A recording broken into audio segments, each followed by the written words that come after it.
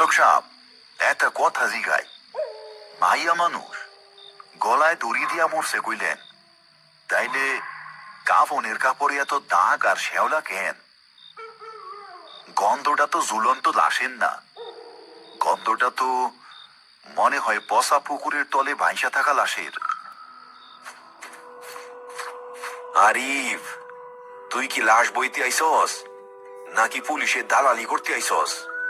দড়িতে জুইলা ছিল ঠিকই, নামানোর সময় দড়ি চিরা খালের কাদায় পড়ছিল, তাই এত কাদা। তোর বিশ্বাস না হইলে চইলা যা, অন্য লোক পামু। উস্তাদ, কি শুরু করলেন?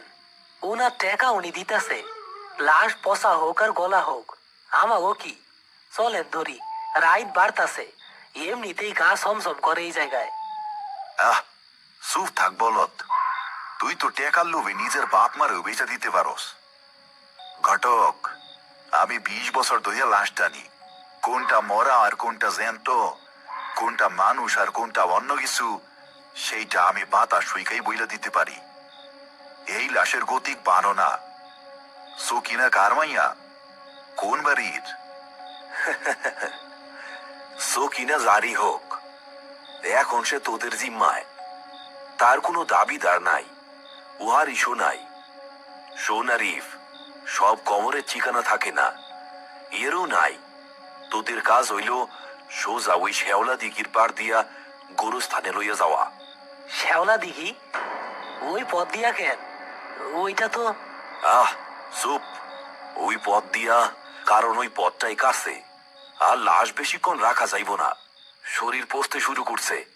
নে, এই নে টেকা।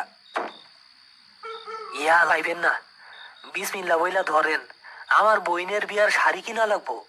টেকার গন্ধ তোর নাক বোতা কইরা দিছে সেলিম। ঠিক আছে, নিয়া যাইতাছি, কিন্তু ঘটক, আমার মন কইতাছে আপনি পুরো সত্য কথা কন নাই।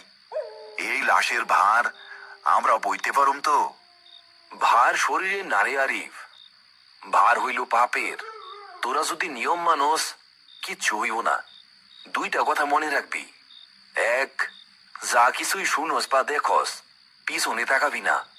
আর দুই, জান বাইর হইয়া গেলেও লাশ মাটিতে নামাবি না। যদি নামাস, তাইলে এই সকিনা তোদের সাথে তোদের বাড়িতে যাইব। আল্লাহ ভরসা। আয় সেলিম, কাজ লাগা। উস্তাদ, আপনি সামনে থাকেন, আমি জোয়ান মানুষ, পিছে থাকি। আহ, ওরে বাপরে, কি ঠান্ডা! উস্তাদ, মনে হইতাছে বরফের চাকা ধরছি। কথা কম কো। বিসমিল্লাহির রহমানির রহিম। নে তোল। তারা দুজনে মিলে লাশটা কাঁধে তুলল। কাঁধে তোলার সাথে সাথে আরিফ অনুভব করলো লাশের ওজন স্বাভাবিকের চেয়ে অনেক কম, যেন কাপনের ভেতরে শুধু হাড়গোড়, কোনো মাংস নেই। কিন্তু সেলিম পেছনের দিকে অদ্ভুত এক ভার অনুভব করলো। হ্যাঁ, হ্যাঁ, উস্তাদ, আপনি কইলেন ওজন কম, আমার দিকে তো মনে হইতেছে পাহাড় সমান ভারী। চুপ থাক, দম ধইরে হাত। আর খবরদার, চোখের মনি এই দিক সেদিক করবি না। তারা হাঁটতে লাগলো। তাদের পায়ের শব্দ শুকনো পাতার উপর মরমর করে বাজতে লাগলো। রফিক ঘটক তাদের চলে যাওয়া পথের দিকে তাকিয়ে রইল। অন্ধকারে তার সাদা চোখটা এবার দপ করে জ্বলে উঠল। যা, নিয়া যা। সুকিনা খিদা অনেক দিনের। আইজ রাইতে তোদের দুজনের একজনের ঘাড় মটকাইব। দেখা যাক কে বাসে, অভিজ্ঞতা নাকি লোভ। রফিক ঘটক পেছনের অন্ধকারে মিলিয়ে গেল। আরিফ আর সেলিম লাশ নিয়ে জঙ্গলের সরু পথ ধরে শেওলা দিঘির দিকে এগিয়ে চলল। তাদের যাত্রাপথ ক্রমশই অন্ধকার থেকে আরো গভীর অন্ধকারের দিকে ধাবিত হচ্ছে।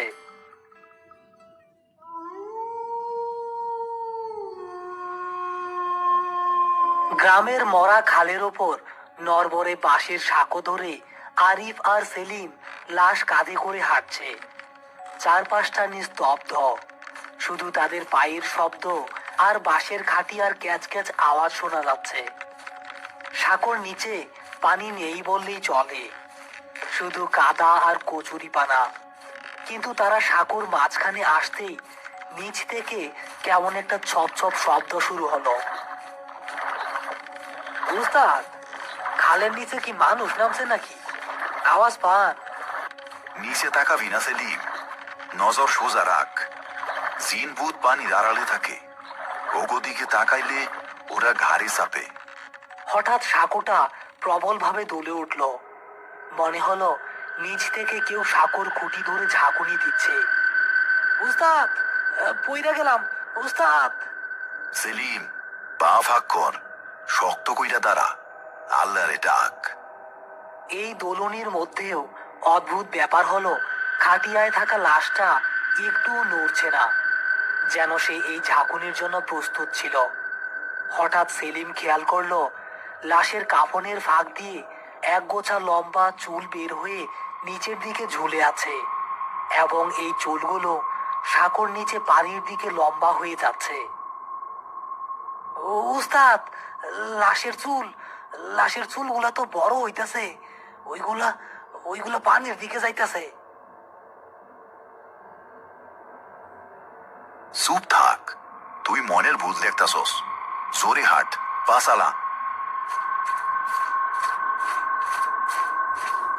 তারা কোনো মতে সাঁকো পার হয়ে এখন মাটির রাস্তায় এসেছে। দুই পাশে ঘন পাট ক্ষেত। পাট গাছগুলো বাতাসের তালে এমন ভাবে দুলছে যেন অনেক মানুষ দাঁড়িয়ে আছে। হঠাৎ লাশের শরীর থেকে পচা গন্ধটা চলে গেল, তার বদলে বেশি এলো কড়া হাসতাহেনা ফুলের গন্ধ। আহ উস্তাদ, গন্ধটা তো পাল্টা গেছে। কি সুন্দর বাসনা, শরীরটা জুড়াইয়া গেল। কিন্তু উস্তাদ, লাশটা যেন ক্রমে ভারী হইতাছে, মনে হইতাছে কাঁধে পাহাড় নিয়ে আসি। সাবধান সেলিম, এই গন্ধ ভালো না। এটা নিশির ডাকের লক্ষণ। ও তোরে ভুল বুঝাইয়া ক্লান্ত করতাছে, যাতে তুই ওরে নামাস। খবরদার, নামাবি না। আহ উস্তাদ, আমার দম বন্ধ হইয়া আসতাছে, মনে হইতাছে আমার বুকের হাড় ভাঙা যাইব। আহ আমি আর এক কদম আগাইতে পারবো না উস্তাদ, একটু জিরান দেই। না, খবরদার, আর মাত্র আধা মাইল, সহ্য কর সেলিম। আহ না উস্তাদ, আমার জান আগে, আমি আর পারবো না। সেলিম আর পারল না। আরিফের নিষেধ অমান্য করে সে পেছনের কাপ থেকে খাটিয়াটা ধপাস করে মাটিতে ফেলে দিল। খাটিয়া মাটিতে পড়ার সাথে সাথে চারদিকের ঝিঝি পোকার ডাক বন্ধ হয়ে গেল। এক অদ্ভুত নিস্তব্ধতা নেমে এলো। আরিফও বাধ্য হয়ে সামনের দিকটা নামালো। তুই শেষ করলি সেলিম, তুই আমাকে দুই ডারি শেষ করলি। এখন এই লাশ কেমনে উঠাবি? উস্তাদ, একটু দম নিয়া নেই, মরা তো আর পালাইয়া যাইব না। মরা পালাইব না, কিন্তু মরা যারে ধরবো সে আর বাঁচবো না। হঠাৎ তারা দেখলো খাটিয়াটা ধীরে ধীরে মাটির নিচে ডেবে যাচ্ছে। নরম কাদা না থাকা সত্ত্বেও খাটিয়ার পায়াগুলো মাটিতে গেঁথে যাচ্ছে। উস্তাদ, খাটিয়া তো ডাইবা যাইতাছে। তারা দুজনে মিলে খাটিয়া ধরে টানাটানি শুরু করলো, কিন্তু খাটিয়া নড়ছে না। ঠিক সেই সময় কাফনের কাপড়ের নিচ থেকে একটা ফ্যাকাশে হাত বেরিয়ে এসে খপ করে সেলিমের পায়ের গোড়ালি চেপে ধরলো। আহ! ওরে বাপরে, সাপ সাপ! উস্তাদ উস্তাদ, আমারে সাপ কামড় দিছে, সাপ কামড় দিছে। সাপ না রে গাধা, লাশের হাত, লাথি মার, সারা ওরে। আরিফ দেখলো হাতটা সাধারণ মানুষের হাতের মতো নয়, নখগুলো বড় বড় এবং পাখির নখের মতো বাঁকানো। সেই হাত সেলিমের গোড়ালিতে এমন ভাবে গেঁথে গেছে যে রক্ত বের হতে শুরু করেছে। আর কাফনের ভেতর থেকে একটা খিক খিক হাসির শব্দ আসছে। তোর বস আর খুব শখ না রে, এখন মাটির নিচে আমার লগে বসে থাক, আরো ঢালাকবো না। আহ, উস্তাদ উস্তাদ, আমি মাটির নিচে ডাইবা যাইতেছি, আমার পা গিল্লা খাইতেছে, আমারে বাঁচান। সেলিম কোমর পর্যন্ত মাটিতে দেবে গেছে। লাশের সেই নখওয়ালা হাতটি তার গোড়ালি খামচে ধরে তাকে পাতালের দিকে টানছে। সেলিম যন্ত্রণায় চিৎকার করছে। আরিফ বুঝতে পারছে সাধারণ শক্তি দিয়ে এই প্রেতাত্মার সাথে পারা যাবে না। উস্তাদ উস্তাদ, আমার হাড় গুঁড়া হয়ে যাইতেছে, আমি আমি আর পারলাম না, আমারে কাইটা ফালাইয়া আপনি পালাইয়া যান। চুপ থাক পাগল, তোরে রাইখ আমি যাবো না। আরিফ তার পকেট থেকে এক কৌটা পোড়া চুন বের করলো। সে জানে লাশরা চুন ভয় পায়, কারণ চুন হাড় পুড়িয়ে দেয়। আরিফ সেই চুন লাশের হাতে এবং সেলিমের পায়ে মাখিয়ে দিল। চুন লাগানোর সাথে সাথে মাংস পোড়ার মতো চরচর শব্দ হতে লাগলো এবং লাশের গা থেকে এক প্রকার ধোঁয়া বের হতে শুরু করলো। চইলা গেল, চইলা গেল, কিন্তু আমি আবার আসমু, গোরস্থানে আবার আসমু। লাশের হাতটি এক ঝটকায় সেলিমকে ছেড়ে দিল। সেলিম ছিটকে কাদায় পড়ল, কিন্তু আশ্চর্যের বিষয়, ছাড়া পাওয়ার পরও খাটিয়ায় শুয়ে থাকা লাশটি এবার নিজে নিজেই উঠে বসলো। তার মুখ ঢাকা, কিন্তু শরীরটা এমন ভাবে দুলছে যেন সে কোনো মন্ত্র পড়ছে। সেলিম, আর শুইয়া থাকিস না, কাটিয়া ধর, এই মরা জ্যান্ত হইয়া গেছে, ওরে কবরে না নামানো পর্যন্ত এই বিপদ কাটবো না। উঠ, কাঁধ লাগা। উস্তাদ, ও বইসা আছে, বস আলাস আমি কেমনে নিব? চোখ বন্ধ কইরা নে, বিসমিল্লাহ কইয়া ধাক্কা দে। এবার তারা দুজনে মিলে কাঁধ লাগালো। লাশটি বসে থাকা অবস্থাতেই তারা খাটিয়া নিয়ে দৌড়াতে শুরু করলো। বসে থাকা লাশটি বাতাসের ঝাপটায় অদ্ভুত সব শব্দ করতে লাগলো, যেন কেউ গলা টিপে ধরে হাসছে। তারা যখন গোরস্থানের গেটে পৌঁছালো, তখন ঝড় শুরু হয়েছে, গাছপালা ভেঙে পড়ার উপক্রম।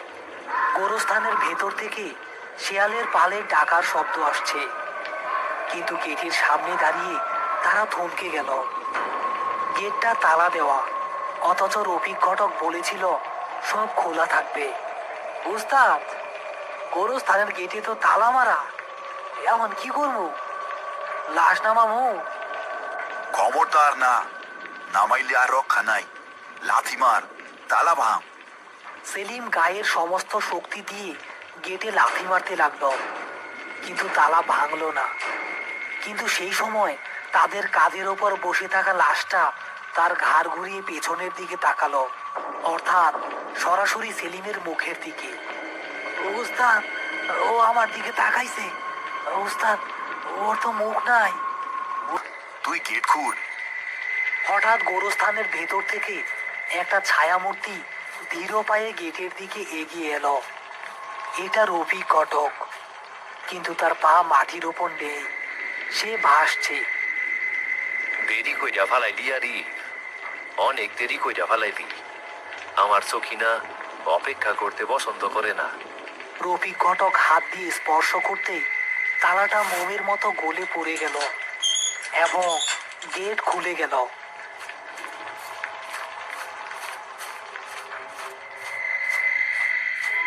আরিফ এবং সেলিম লাশ নিয়ে কবরের পাশে দাঁড়ালো। কবরটা স্বাভাবিকের চেয়ে অনেক বেশি গভীর।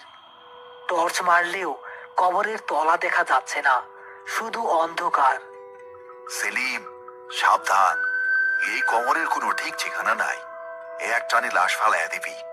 কোনো দোয়া কালামে কাজ হইব না, কারণ এইটা সাপ পরা মরা। তারা খাটিয়া কাত করলো লাশটি ফেলে দেওয়ার জন্য, কিন্তু লাশটি খাটিয়া থেকে পড়লো না। মনে হলো লাশের পিঠ খাটিয়ার সাথে আঠা দিয়ে লাগানো। উস্তাদ, লাশ তো পড়ে না, লাশটা তো খাটিয়ার লগে আটকা আছে। ধাক্কা দে, লাথি মার ওর পিছে। সেলিম যেই লাশের পিঠে লাথি মারতে গেল, লাশটা ভিতর থেকে ঘুরে সেলিমের পা খপ করে ধরে ফেললো। এবার আর হাত দিয়ে নয়, লাশ তার সেই মুখবিহীন চেহারার মাঝখান থেকে আচমকা একটা বিশাল গর্তের মতো মুখ তৈরি করে সেলিমের পা গিলে ফেলার চেষ্টা করলো। আহ! উস্তাদ, উস্তাদ, ও আমারে খাইয়া ফেললো, আমার পা গেল। ইয়া আল্লাহ! আরিফ দেখলো পরিস্থিতি নিয়ন্ত্রণের বাইরে। সে পাশে পড়ে থাকা কোদালটা তুলে নিল। সে জানতো লাশের গায়ে আঘাত করা পাপ, কিন্তু এখন জীবন বাঁচানো ফরজ। আরিফ সজোরে কোদাল দিয়ে কোপ বসানো লাশের সেই হা করা মুখের ওপর। কোপ লাগার সাথে সাথে লাশটা এক বিকট আর্তনাদ করে উঠল, যেন হাজার হাজার কাঁচ ভাঙছে। সেই শব্দে গোরস্থানের পাখিগুলো ডানা ঝাপটে উড়ে গেল। লাশটি সেলিমকে ছেড়ে দিয়ে ছিটকে গিয়ে সোজা কবরের ভিতরে গর্তে পড়ল। মাটি দে সেলিম, জলদি মাটি দে। তারা দুজনে হাত দিয়ে এবং পা দিয়ে পাগলের মতো মাটি ঠেলে কবরে ফেলতে লাগলো। গর্তের ভেতর থেকে তখনও গোমরানির শব্দ ভেসে আসছে।